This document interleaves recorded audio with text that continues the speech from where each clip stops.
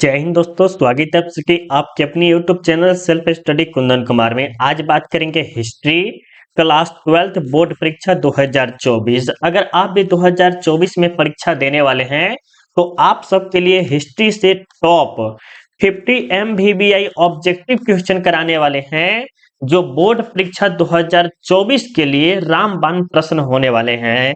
तो प्लीज आप इस वीडियो को शुरू से लेके अंत तक जरूर देखिएगा, क्योंकि ये हिस्ट्री के 50 ऐसे प्रश्न लिए गए हैं जो आपके बोर्ड एग्जाम में पूछेगा। तो प्लीज आप इस वीडियो को शुरू से लेके अंत तक जरूर देखिएगा। प्लस में यह वीडियो आपके लिए चैलेंजिंग वीडियो होने वाली है। क्यों? क्योंकि आपको लास्ट में बताना है कि 50 में आपका कितना सही हुआ है। अगर आप कमेंट करते हैं तो मुझे बहुत ही खुशी होगा कि बच्चे सबका जो संख्या है वो बहुत ही अच्छा खासा में सही हो रहा है। जैसे मान लीजिए बहुत बच्चे का जो होगा 50 में 45 सही होगा, किसी किसी बच्चे का 50 में 50 सही हो जाता है। तो इस तरह से आपको कमेंट में कमेंट करना है और ईमानदारी पूर्वक कमेंट कीजिएगा। ऐसा नहीं कि अपने मन से 50 में 50 कमेंट कर दिया, ऐसा नहीं करना है। आपको जितना सही होगा उतना ही कमेंट कीजिएगा, ठीक है। तो चैलेंजिंग वीडियो है, आप ध्यान पूर्वक देखिए। जितना ध्यान पूर्वक देखेंगे आपके लिए उतना ही अच्छा रहेगा। आप हमारे चैनल पे फर्स्ट बार आए हैं, चैनल सब्सक्राइब कर लीजिए और बेल आइकन ऑल करके हमारे परिवार का सदस्य बन सकते हैं।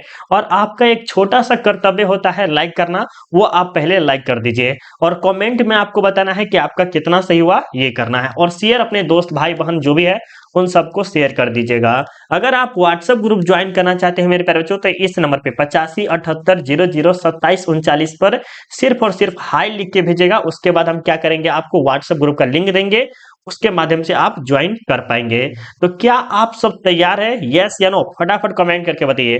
तो चलिए हम यहां से स्टार्ट करते हैं। और आपके सामने एक नंबर में क्या कहा जा रहा है कि शेख मोइनुद्दीन चिश्ती की दरगाह स्थित है। शेख मोइनुद्दीन चिश्ती की दरगाह जो है प्यारे बच्चों, ये आगरा में है, दिल्ली में है, या अजमेर में, या फतेहपुर सीकरी में। तो बिल्कुल ये जो है मेरे बच्चों, ये अजमेर में है। कहाँ? अजमेर है। और ये प्रश्न बहुत बार बोर्ड एग्जाम में पूछा भी गया है, ठीक है। और ये सेकेंड नंबर प्रश्न भी आपके बोर्ड एग्जाम में पूछा गया है। 2 नंबर में क्या कह रहा है कि भारत में रेलवे की शुरुआत कब हुई थी? तो भारत में रेलवे की शुरुआत जो है प्यारे बच्चों 1853 में हुई थी। कब हुई थी? 1853 में। और ये कहां से कहां के बीच में चली थी? मुंबई से लेके थाने के बीच में चली थी। मुंबई और थाने के बीच में चली थी, जो कि 34 किलोमीटर तक के आसपास चली थी। अब आपको ये बताना है प्यारे बच्चों, एक कमेंट आपको ये बताना है कि भारत में रेलवे की शुरुआत 1853 में हुई और सबसे पहले टिकट लेने वाले व्यक्ति का क्या नाम है, वो आपको बताना है कमेंट बॉक्स में, ठीक है। 3 नंबर प्रश्न में देखिए क्या कह रहा है कि जलियांवाला बाग हत्याकांड किस वर्ष हुआ था? जलियांवाला बाग हत्याकांड जो है वो कब हुआ था? तो आपको पता है 13 अप्रैल 1919 को हुआ था। तो ऑप्शन क्या होगा? ए होगा, जो कि बहुत ही भयंकर खतरनाक कह सकते हैं। ये अंग्रेजों का अत्याचार एक तरह से कह सकते हैं, जनरल डायर के द्वारा आदेशों पर, आप सबको पता है अच्छे तरह से। और इसमें लाखों की संख्या में मारे गए थे। यहाँ पर यह प्रश्न बहुत ही ज्यादा VVI है प्यारे बच्चों, और इस प्रश्न में जो है बच्चे बहुत ही ज्यादा कंफ्यूज रहते हैं।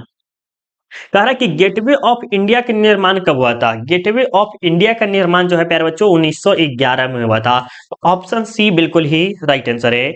अब आपको बताना है, एक फटाफट कमेंट करके बताना है कि इंडिया गेट, क्या? इंडिया गेट, इंडिया गेट का निर्माण कब हुआ था प्यारे बच्चों, और ये कहाँ है?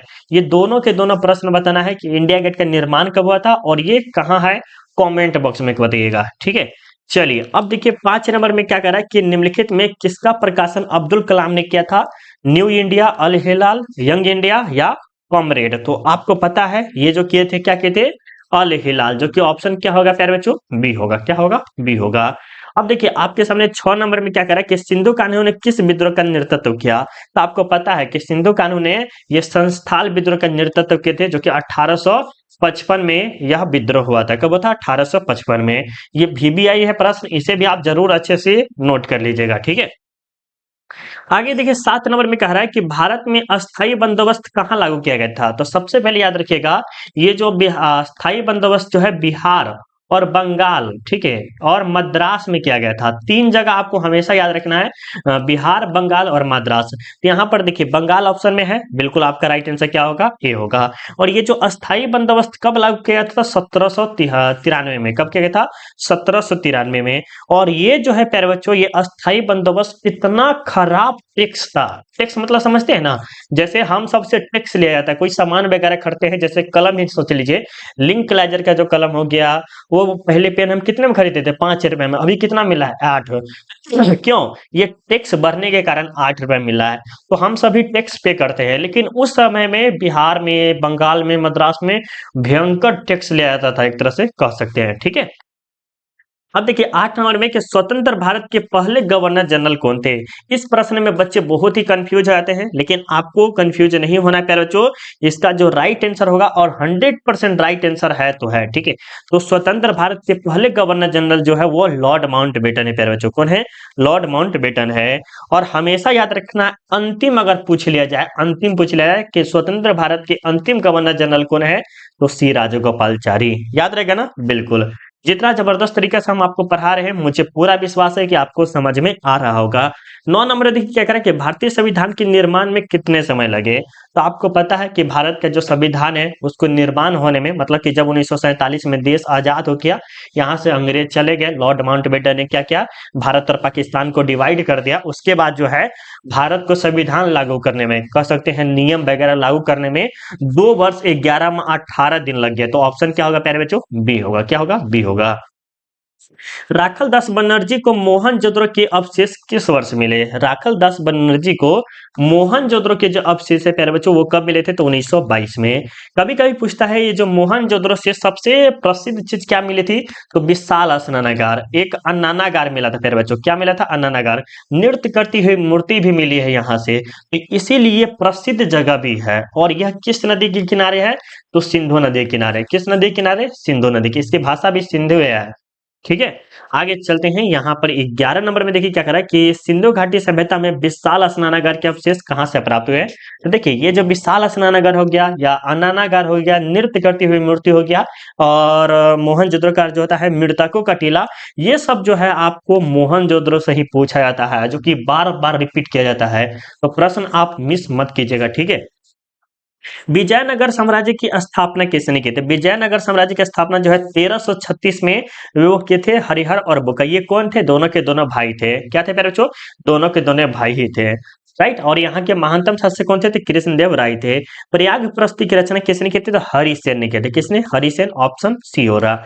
आगे देखते हैं, महावीर ने पार्श्वनाथ की शिक्षा में क्या सिद्धांत जोड़ा था। देखिए आपको याद रखना है, ये पार्श्वनाथ जो है ये 23वें तीर्थकर थे। कौन थे, 23वें। और 24वें तीर्थकर जो थे वो महावीर स्वामी थे। कौन थे, वो महावीर स्वामी थे। और महावीर स्वामी ये जैसे ये देखिए 23वें तीर्थकर पार्श्वनाथ जो है 4 सिद्धांत दिए थे। कितने, 4 सिद्धांत। और बाद में जो है महावीर स्वामी को रियलाइज हुआ कि हाँ इसमें कुछ न कुछ कमी है, तो महावीर स्वामी ने एक और सिद्धांत डाल दिया जिसका नाम था ब्रह्मचारी। ब्रह्मचारी का अर्थ क्या होता है, शादी विवाह नहीं करना, या तो कह सकते हैं स्त्री के ओर नहीं जाना, एक तरह से सीधा तौर पे कहा जाए तो, ठीक है। महाभारत की रचना किसने की थी प्यारे बच्चों। महाभारत की रचना आपको जो है वेद व्यास ने किए हैं। रामायण की वाल्मीकि। मनुस्मृति किसने किया है, मनु ने किया है। तो इस तरह से अभी आपको 15 प्रश्न पढ़ाए। आपको कितना अभी तक सही हुआ है, लाइव में आप हमें बता सकते हैं। बहुत अच्छा, आप सबका कमेंट जबरदस्त आ रहा है, बिल्कुल बहुत अच्छे। 15 में 15 बहुत वजह सही हो रहा है, ठीक है। 16वां प्रश्न देखिए क्या कर रहा है कि किसी भारतीय शासक को नेपोलियन की संज्ञा दी गई है। किस शासक को नेपोलियन की संज्ञा दी गई, तो आपको पता है समुद्रगुप्त को। किसको, समुद्रगुप्त। ऑप्शन बी होगा। आगे देखते हैं 17 नंबर में कि 16 महाजनपदों में सबसे शक्तिशाली महाजनपद कौन था। ये वीवीआई प्रश्न है, इसे मिस मत कीजिएगा। कह रहा है कि 16 महाजनपद थे, ठीक है। जैसे अभी के समय में कितना 28 राज्य हैं, तो उस समय मतलब प्राचीन काल में कह सकते हैं 16 महाजनपद हुआ करते थे। और उसमें से भी सबसे शक्तिशाली जो था वो कौन था, तो वो जो था क्या था प्यारे बच्चों, मगध था। कौन था, मगध था। मगध क्यों था, मगध के आसपास में जो है बहुत ही अच्छा खासा वातावरण भी था, कृषि उपजाऊ वगैरह था, पानी होने की सुविधाएं बहुत अच्छा था। इसके कारण क्या था, ये मगध शक्तिशाली थे। किसी भी देश पे आक्रमण करके फटाक दर चलाता था और किसी भी देश को हरा भी लेता था, एक तरह से कह सकते हैं, ठीक है।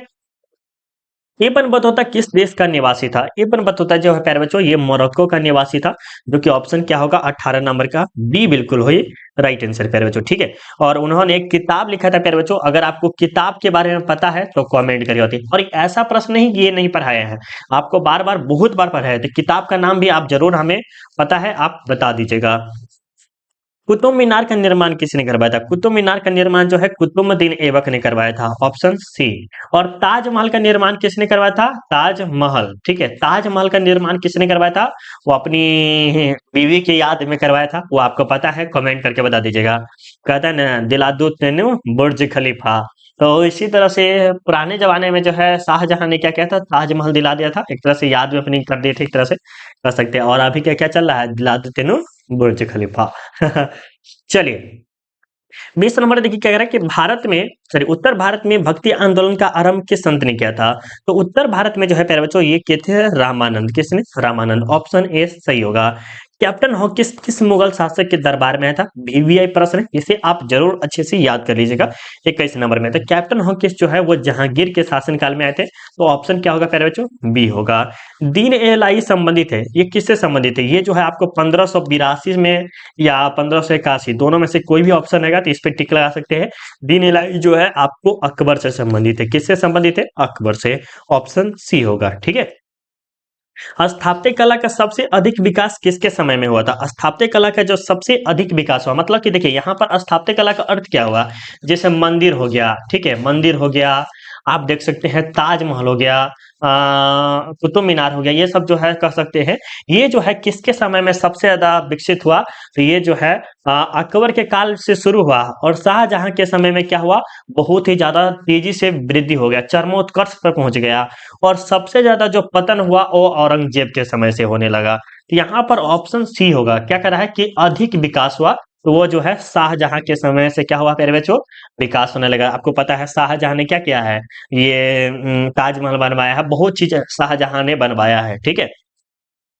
आगे चलते हैं। भारत का अंतिम मुगल शासक कौन था? तो भारत का अंतिम मुगल शासक जो है बहादुर शाह जफर है। और आपको पता है 1857 की क्रांति में ये भी शामिल थे, है कि नहीं है? राइट, ये थे या नहीं थे, कमेंट करके बताइएगा, देखते हैं कितने बच्चों को पता है या नहीं है, गलत बताते हैं या सही बताते हैं।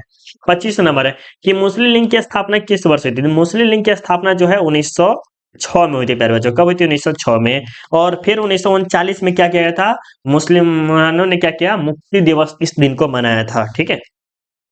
ईस्ट इंडिया कंपनी की स्थापना कब हुई थी? तो 1600 ईस्वी में हुई थी, जो कि वीवीआई प्रश्न ये वाला। आगे देखते हैं, यहाँ पर प्रश्न देखिए 27 नंबर में कि 1920 में कौन सा आंदोलन हुआ था? ये प्रश्न आप मिस मत कीजिएगा प्यारे बच्चों। तो ये जो है 1920 में कौन सा आंदोलन हुआ था? तो ये जो है असहयोग आंदोलन हुआ था। कौन सा? असहयोग। आपको खिलाफत आंदोलन भी याद रखना है, ये हुआ था 1919 में। कब हुआ था? 1919 में खिलाफत आंदोलन हुआ था। क्या हुआ था? खिलाफत आंदोलन। भारत छोड़ो आंदोलन जो हुआ था 1942 में हुआ था। और उसके बाद जो है आपको सविनय अवज्ञा आंदोलन हुआ था, जो कि 1930 में हुआ था, जिसे डांडी मार्च के नाम से भी जानते हैं, और भी जो अनेक प्रकार के नाम से जानते हैं, नमक कानून के। 28 नंबर देखिए क्या करें कि दांडी किस राज्य में है? तो ये जो है प्यारे बच्चों गुजरात से है। कौन से? गुजरात से, ऑप्शन डी। पूना समझौता किस वर्ष हुआ था? देखिए आपके लिए हम आज स्पेशली बहुत ही अच्छे अच्छे प्रश्न लाए हैं। प्रश्न इजी लग रहा होगा, लेकिन आपके बोर्ड एग्जाम में यही पूछेगा, ठीक है। तो पूना समझौता जो है प्यारे बच्चों 1932 में हुआ था, तो ऑप्शन क्या होगा? बी होगा। दिल्ली चलो का नारा किसने दिया था? दिल्ली चलो का जो नारा है वो सुभाष चंद्र बोस ने दिया था। क्या कहते हैं, आजाद हिंद फौज की भी स्थापना किसने किया? सुभाष चंद्र बोस ने किया था। फॉरवर्ड ब्लॉक की भी स्थापना किसने किया था? तो सुभाष चंद्र बोस ने किया था।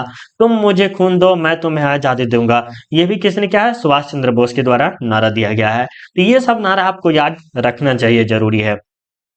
काला कानून किसे कहा जाता है? काला कानून जो है वो रॉलेट एक्ट को कहा जाता है, जिसमें बिना किसी वकील, बिना किसी दलील और बिना किसी अपील को क्या किया जाता था? अरेस्ट कर लिया जाता था। नहीं किस जुर्म किए हैं, नहीं कुछ किए हैं, फिर भी क्या करता था, पकड़ लेता था पुलिस और किसी तरह से जेल में भी डाल उल देता था। और इसमें किसी प्रकार के वकील वगैरह का कोई चारा नहीं चलता था। आगे देखते हैं 32 नंबर में कि 1919 में कौन सा आंदोलन हुआ था? तो आपको पता है खिलाफत आंदोलन हुआ था, राइट। आगे चलते हैं। भारतीय संविधान के प्रारूप समिति के अध्यक्ष कौन है? प्रारूप समिति पूछे या कानून मंत्री पूछे प्यारे बच्चों, याद रखिएगा। कानून मंत्री भी पूछेगा तो आपको क्या लगाना है? ये आपको लगाना है डॉक्टर भीमराव अंबेडकर जी, ठीक है। आगे देखते हैं, भारतीय संविधान के अनुसार प्रभुत्व निहित है, तो संविधान में निहित है। ये प्रश्न आपके पॉलिटिकल साइंस के लिए भी इंपॉर्टेंट है, तो है आपका सब्जेक्ट, तो इसे और अच्छे से याद कर लीजिएगा। सिंधु घाटी के निवासी को किस धातु का ज्ञान नहीं था? तो आपको पता है कि सिंधु घाटी के जो निवासी थे उसको लोहा का ज्ञान नहीं था प्यारे बच्चों।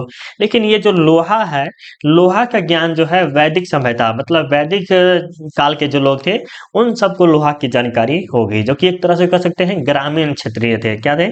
ग्रामीण। ठीक है, ग्रामीण ग्रामीण लोग थे यहाँ पर। आगे चलते हैं, आपके सामने 36 नंबर पे कि हड़प्पा सभ्यता किस युग की सभ्यता है? कांस्य युग की सभ्यता। ऐसा प्रश्न तो आपको कभी गलत नहीं होना चाहिए। गुप्त काल में कौन चीनी यात्री भारत आया था? इसमें बच्चे जो है बहुत ही कंफ्यूज रहते हैं और इसमें 100% बच्चे जो है ना कि नहीं तो कह सकते हैं 30% बच्चे गलत लगा देते हैं। ठीक है, 30% बच्चे क्या करते हैं?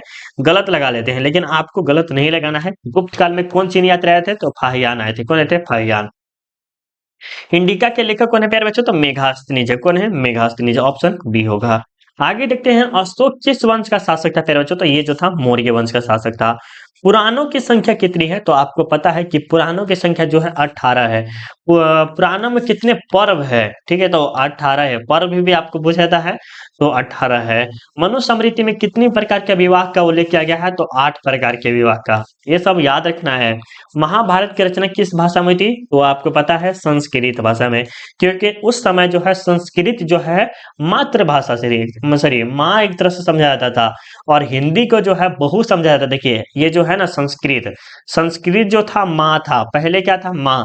और हिंदी जो था प्यारे बच्चों क्या था? बहु था। क्या था? बहु। और अंग्रेजी जो था प्यारे बच्चों क्या था? वो था आपके नौकरानी। नौकरानी। और नौकरानी अभी क्या है? माँ के सर पर चढ़ गई है, बहू के सर पे चढ़ गई है।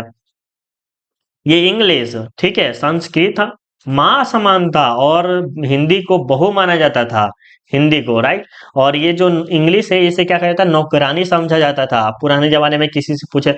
लेकिन अभी क्या किया गया है? नौकरानी को ही सिर पे चढ़ा देखा। सर आप क्या बोल रहे हैं? रियलिटी भाई। अगर आप देखिए पुराने जमाने में आप चले जाइए प्राचीन काल में, तो वहां पर संस्कृत बहुत अच्छे से उच्चारण वगैरह का किया जाता था। 42 नंबर देखिए, श्वेतांबर साहित्य का संबंध है। श्वेतांबर और दिगंबर जो है ये जैन धर्म से संबंधित है और बौद्ध धर्म से है दिगंबर। सॉरी क्या है, एक और भी इसका जो है अलग है। ये आपको बताना है, अगर आपको पता होगा तो 42 नंबर का पता है तो आप कमेंट करके बताइए क्या होगा। श्वेतांबर और दिगंबर जो है प्यारे बच्चों ये जैन धर्म से है और इनका जो बौद्ध धर्म का एक अलग ही याद है, नहीं आ रहा, आपको पता है तो बता दीजिएगा। अल बरूनी, अल बरूनी किसके साथ भरा था? तो मोहम्मद गजनी के साथ है। तो किसके? मोहम्मद गजनी के। आगे देखते हैं 44 नंबर में कि इब्न बतूता अपनी यात्रा के विवरण किस भाषा में लिखा है? तो इब्न बतूता जो है प्यारे बच्चों वो किस भाषा में लिखा है? तो अरबी भाषा में। किस भाषा में? अरबी भाषा में। तो ऑप्शन डी वाले का बिल्कुल ही राइट आंसर है। आगे चलते हैं प्यारे बच्चों, मुझे पता है आपको समझ में आ रहा होगा। अगर आपको थोड़ा सा भी अच्छा लग रहा है प्यारे बच्चों तो प्लीज आप लाइक कर दीजिएगा। लाइक करने में कोई कंजूसी नहीं कीजिए, क्योंकि हम आप सबके लिए इतना मेहनत कर रहे हैं, तो आपका भी एक कर्तव्य होता है कि सर इतना मेहनत कर रहे हैं हमारे लिए, तो हमें भी क्या करना चाहिए? लाइक कर देना चाहिए। ठीक है। 45 नंबर एक क्या करें कि किस शासक ने अपनी राजधानी दिल्ली से दौलताबाद परिवर्तन किया था? तो मोहम्मद बिन तुगलक। और मोहम्मद बिन तुगलक को इतिहास में पागल शासक की तरह घोषित भी किया गया है। क्यों? मोहम्मद बिन तुगलक इतना पढ़ा लिखा होने के बावजूद भी कोई कार्य नहीं किए, बल्कि उसका अपोजिट मतलब उल्टा कार्य करते थे। आगे चलते हैं, बिहार में 1857 के विद्रोह का प्रमुख नेता कौन था? बिहार में पूछा रहा है, तो बिहार में जो था प्यारे बच्चों वो कुंवर सिंह थे। ठीक है, याद रखिएगा। संस्थाल विद्रोह का नेता कौन था? तो सिंधु कान्हू। 1855 में ये विद्रोह हुआ था। बिहार में चंपारण सत्याग्रह कब शुरू हुआ था? 1917 में। किसने बुलाया था? राजकुमार शुक्ल के अनुरोध पे महात्मा गांधी चंपारण आए थे और उन्होंने नील की खेती पर प्रतिरोध लगाया। जहां के कलेक्टर थे उसको रोकवाया गया, फिर रद्द किया गया। चलिए, दामिनी को क्या है प्यारे बच्चों? तो ये भूभाग है, याद रखिएगा। कर्नवालिस कोड कब बना था? 1793 में। तो ऑप्शन डी आपका राइट आंसर है। अब आपको संस्थाल विद्रोह कब हुआ था? कमेंट बॉक्स में कमेंट करके बताइएगा और स्पेशली आपको 50 में कितना सही हुआ है ये आप हमें जरूर यहाँ पर कमेंट करके बताना है।